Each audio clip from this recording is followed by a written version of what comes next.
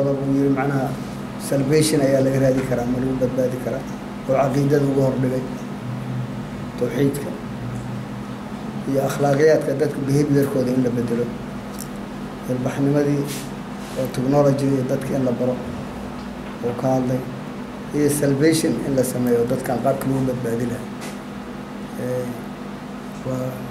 curriculumka inuu soo qaadaan malayna xataa oo leeyahay isaga maartay laftiisa in mataqaana lagu qoro oo ardayga anshaxiisa lagu bedelo markaan waxaan ka mid ahay dadka muqarrarka hadda qoray Soomaaliya ka mid ahay ustaadka asagana waa lagu kuleeyahay marka muqarrarka ugu dambeeyay hadda aan qornay aniga qaybta Englishka hadda dhameeyay oo primary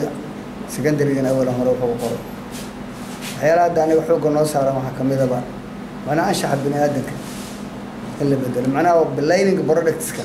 waxyaalaha bini'aadanku barto afar shay ayaa keenaa la yidhaha learning products-ka waa knowledge-ka iyo skill-ka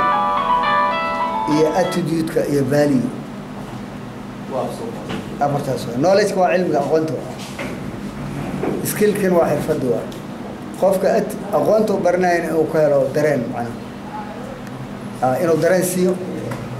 wixii uu ka bartay